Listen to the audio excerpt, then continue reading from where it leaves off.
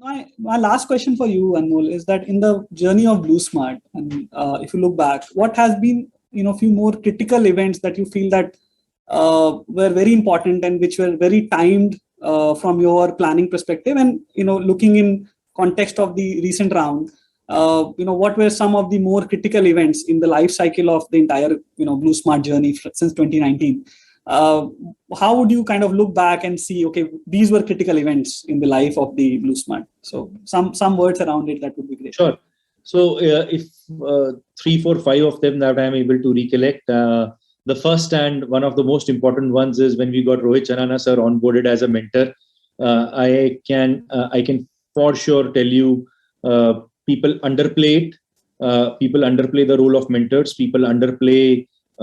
People think that they know a lot, but they actually know very little. And having a guide with you who's on the way, tutoring you on and looking at it from a more outside in perspective is extremely important. So I don't remember the date when Rohit sir and we started to work together, but I'm sure it was a very important day because uh, we were, of course, execution needs to be done by the founders, but the wealth of experience and what you can hear from mentors and set your strategy as is extremely important. So one of the very important things was I've never had a mentor in my previous businesses, and I think the reason of BlueSmart being more, in a shortish bit of time trying to create a larger impact is courtesy the strategy that we have been able to formulate since day one, courtesy the mentors that we had.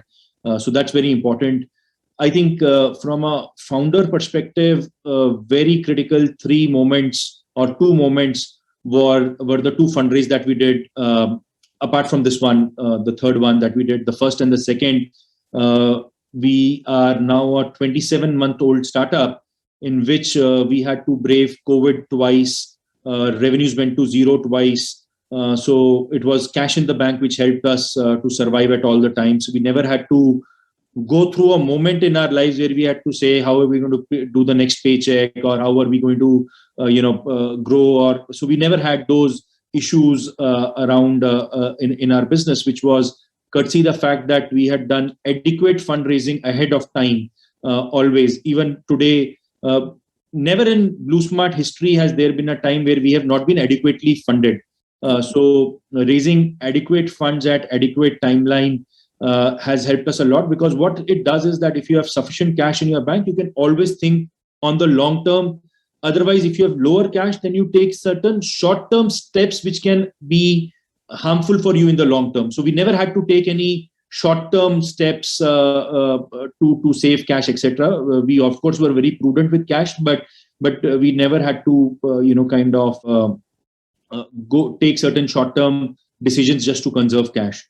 That was very important. So raising funds at the right time, and perhaps COVID 1 and COVID wave 2 both gave us great opportunities to fix our tech, to file for patents with you. I think when we filed patents were, I think, pretty much through the thick of wave 1.